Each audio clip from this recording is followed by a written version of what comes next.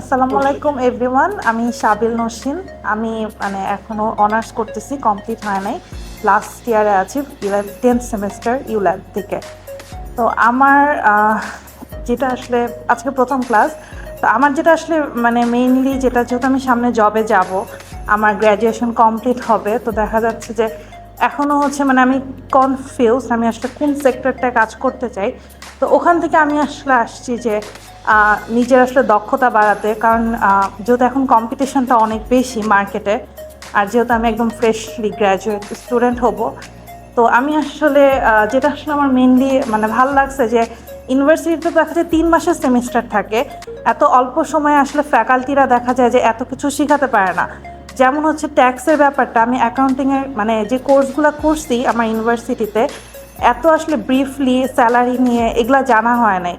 তো দেখা গেছে যে আজকে এই জিনিসটা আমার খুব ইন্টারেস্টিং লাগছে, কারণ আমি এটা আগে জানতাম না স্যালারি থেকে ট্যাক্সটা কীভাবে আলাদা করা যায়। তো আমার কাছে মনে হয়েছে যে অনেক ইজিলি স্যার বুঝাইছে। ফ্যাকাল্টিরা যখন বুঝায় তখন অনেক ম্যাথমেটিক্যাল টার্মস থাকে আসলে ইউনিভার্সিটিতে। তো এখানে আসলে অনেক ইজি আর প্র্যাকটিক্যাল অনেক এক্সাম্পল দিয়ে আমি বুঝতে পারছি।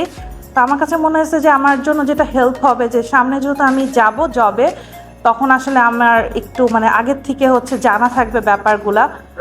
হ্যাঁ, প্র্যাকটিক্যালি তখন আমার অন্যান্য কম্পিটিটর থেকে আমার জন্য একটু হেল্প হবে আগায় থাকতে। এটার জন্য থ্যাংক ইউ। আমি ইনশাল্লাহ নেক্সট ক্লাসগুলোতে আমি আরও কন্টিনিউ করবো এবং আমার জন্য অনেক হেল্পফুল হবে। Thank you.